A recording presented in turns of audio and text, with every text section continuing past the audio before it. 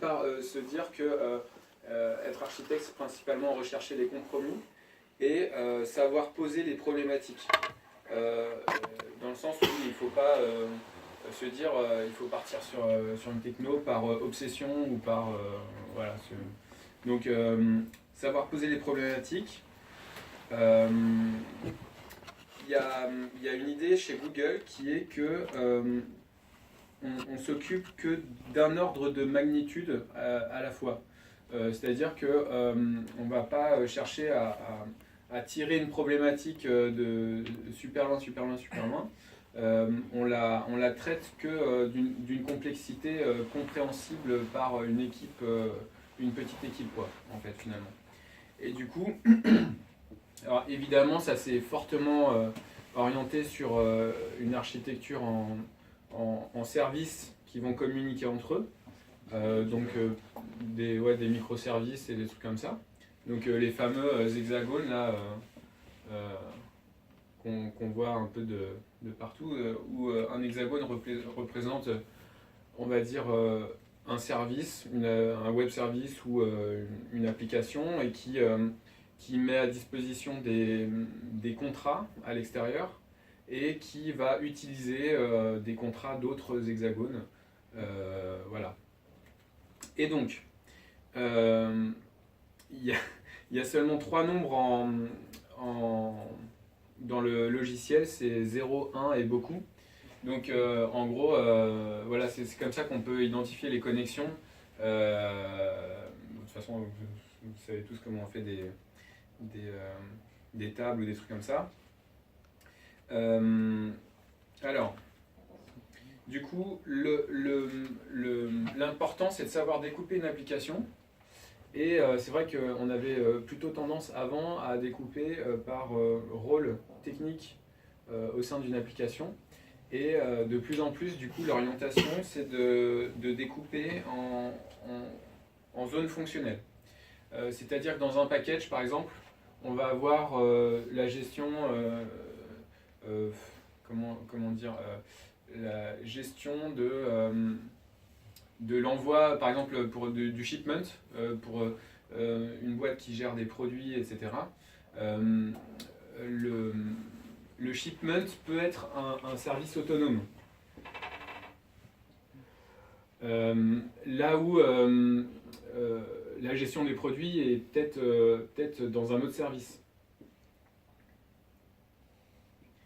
Et en fait, alors c'est pas product, en fait c'est plutôt product management. Ce que j'ai retenu, c'est que chaque microservice définit sa propre comment ça s'appelle, son propre lexique à l'intérieur. Par exemple, il n'y a pas de base centralisée pour dire voilà, un produit il a X, enfin il a je sais pas moi, un libellé, un titre, un machin. En fait, à chaque fois on reçoit en entrée, enfin le shipment lui il n'accepte que des trucs qui ont une adresse de destination, un poids, voilà. Et pour lui, lui se concentre sur son domaine fonctionnel. Et du coup, il ne sait pas en fait potentiellement ce qu'il va envoyer. Et de permettre en fait, de créer des interfaces, ça c'est vraiment comme en logiciel, de créer une interface t'abstrait du type de données et va te donner plus de souplesse dans le temps aussi. Donc le jour où je change ma gestion de produit, du moment que lui, je lui envoie toujours une adresse et un poids, j'aurais pas besoin de changer ma gestion d'envoi en fait. Voilà, donc c'est toute la réflexion. Ça rentre un peu aussi dans l'idée de contrat entre ça, parce que du coup il y a des modalités d'échange qui sont définies et qui sont utilisées. C'est ça. Du coup ça permet que lui il se concentre sur ta manière de gérer les informations et son fonctionnel.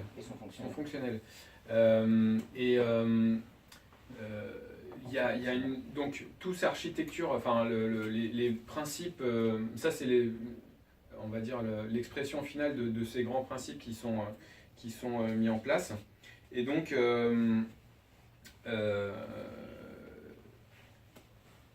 voilà, il y a plein de choses qui ont été dites, dont par exemple, don't break the contract. C'est la première règle, c'est qu'à partir du moment où tu as créé cette interface, tu dois, mais ça je l'avais déjà dit dans la première présentation, tu dois à jamais la maintenir tout le temps dans le futur, tant que tu sais que tu as encore des gens qui l'utilisent en fait finalement. Et euh, ton, la seule manière où tu pourras t'en apercevoir, c'est que faut que tu monitores aussi tes entrées pour savoir si la V1 elle est toujours utilisée ou voilà. En gros, euh, le contrat, ça va être donc pour un web service, c'est clair, c'est genre l'API que tu appelles, quelle méthode, quels sont les paramètres que tu lui passes, quels noms ont les paramètres, à quoi ils correspondent. Ça c'est le contrat. Et, et par exemple, dans le temps, même les bugs doivent rester dans le contrat, c'est-à-dire que si en fait dans la V1 l'adresse elle voulait finalement dire le pays, c'est à jamais ça doit rester comme ça pour la V1 parce que s'il il y a quelqu'un qui l'utilise, il l'utilise aussi avec son bug, c'est-à-dire que pour lui il va envoyer le pays dans le champ adresse parce que cette version elle était comme ça, que ils avaient appelé les équipes, ah ouais non c'est gouré, bon, il suffit de mettre le champ et puis en attendant ils ont créé une V2 qui était autrement, mais en attendant la V1 elle ne doit pas bouger et continuer même dans les évolutions et de maintenir l'interface qu'il y avait à l'extérieur dans le temps.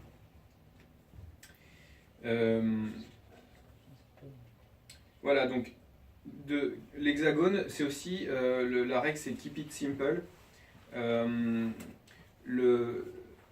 y a toute une notion de créer, si un fonctionnel il est pas compréhensible par une personne ou une équipe allez, 5, alors c'est qu'il faut découper le problème, le couper en plus petits morceaux et gérer ce problème par des équipes différentes avec des interconnexions entre elles. Donc en gros, il faut que toujours la zone de couverture fonctionnelle du service soit compréhensible de manière humaine, voilà, pour pouvoir aussi notamment faire le remplacement de manière plus simple par la suite. Et que si ça commence à grossir, il y a aussi la possibilité à un moment de splitter en deux le service. Voilà. Il y avait toute une notion aussi de event-driven architecture, donc les event sourcing, event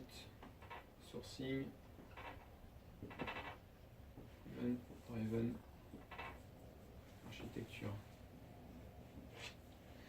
En gros, quand on commence à avoir un système d'information où justement il y a des briques comme ça, forcément on va réfléchir événements et les différentes fonctions vont réagir les unes entre autres, les unes envers les autres par événement. Donc finalement on n'a plus de base centralisée qui contient tout le système d'information. En fait, là, dans l'une des cartes que j'ai mise dans ma main là, il y en a une qui dit en gros que tu as une base de données par web service. Et donc, forcément, pour envoyer pour dire ce produit je veux l'envoyer, on peut réfléchir par événement. Alors il y a des architectures qui sont très focalisées événements, qui s'appellent notamment CQRS, qui est une manière de concevoir une application entièrement basée sur l'événementiel. Et donc la base de données, entre guillemets, contient simplement les événements, voire tu as deux bases de données, tu as les entrées, en entrée les événements, et la base de données reconsolidée à partir de ces événements concrètement. Ça veut dire que au lieu d'avoir une base de données utilisateur, en principe, tu pourrais avoir juste création d'un nouvel utilisateur, modification du champ, et tout ça, c'est des événements qui sont les unes à la suite des autres, et qui permettent notamment, quand tu as une architecture en CQRS, de pouvoir reproduire un bug, parce que juste tu passes la pile d'événements à ton test, et du coup, il peut se retrouver dans les mêmes conditions que en prod ou quoi que ce soit. Donc du coup, tu as vraiment toutes les entrées, tu gardes voilà. En fait, quand tu as une table utilisateur, tu perds quand même tu perds la notion de qu'est-ce qui s'est passé pour en arriver à cet état-là en fait. Et donc les architectures CQRS par exemple permettent justement de garder cette trace en termes d'information. Mais du coup, tu n'as que les piles d'événements? Alors, parce qu'en termes de données, à un moment, tu peux, à mon avis, ce qui est mieux, c'est de faire les deux, c'est-à-dire que tu as la pile d'événements et à côté la base consolidée pour pouvoir aussi répondre vite parce que tu vas pas t'amuser à. Il y en a qui le font, mais qui à chaque fois reproduisent l'état de la base avant d'envoyer, mais bon, à mon avis, c'est de la perte de performance au bout d'un moment, quoi. Le choix des technos, il doit se faire aussi par la connaissance des équipes. Alors ça peut passer aussi par de la formation, si vraiment il y a une techno qui amène une grosse plus-value par rapport aux autres, mais c'est vrai que pour être pragmatique, c'est la connaissance des équipes qui permet d'être plus efficace et l'intérêt justement de faire par petites briques comme ça aussi, c'est que le scope il est restreint et il permet aussi d'être remplacé par une autre techno plus tard, de pouvoir évoluer brique par brique sans péter tout le truc d'un seul coup. Donc on peut voilà, maintenir pas tout le système d'un coup, mais par petits travaux, par petits chantiers au fur et à mesure.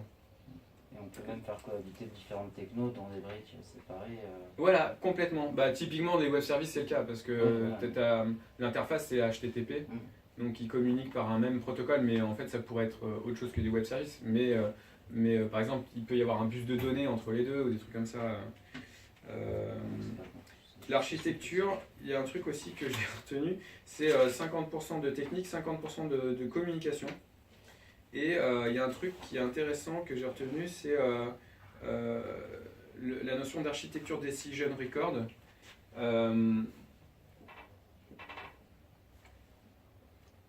Architecture decision.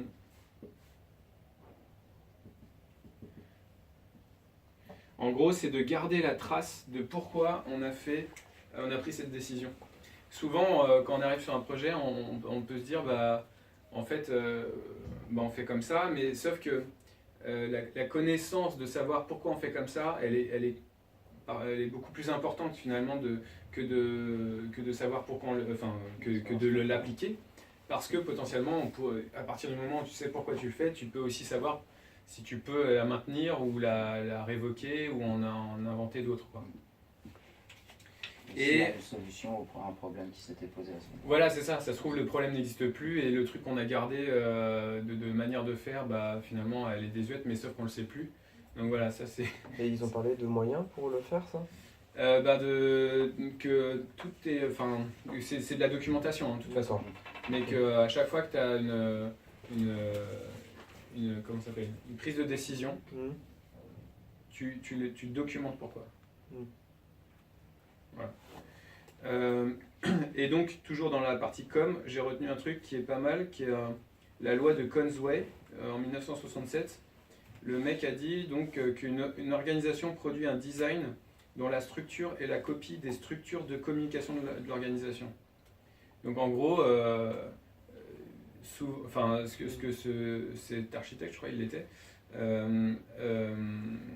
dit que l'organisation reproduit dans le produit final que fait cette organisation, finalement reproduit un peu la structure de communication qu'il y a entre les personnes qu'il y a dans la société. Donc c'est pour ça que c'est hyper important aussi ce système de communication au sein de l'entreprise.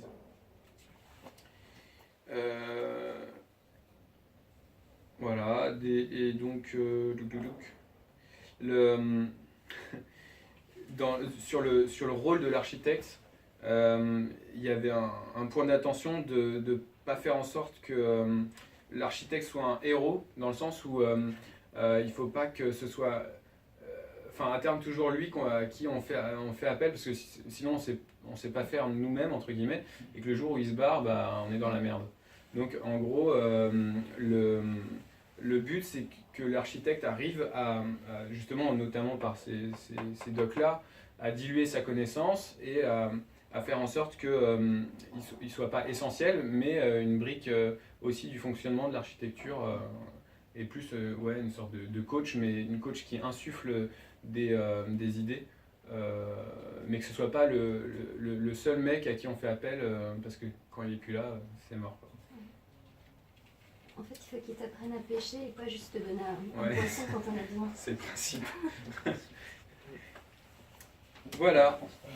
Et donc, les deux derniers points, j'avais noté qu'il faut faire de la calinothérapie avec la prod. Alors ça, c'est quand les équipes, ils ont l'architecte, la prod, les devs, qu'en gros, toujours privilégier la calinothérapie avec les équipes de prod, parce que si jamais ils t'en veulent pour une raison ou une autre, ton appli, de toute façon, ce sera pas... voilà. S'il y a un problème en prod, c'est mort, quoi. Et ils ont parlé tout à la fin de serverless, qui est peut-être une architecture qui peut faire changer les choses. Serverless, c'est notamment une architecture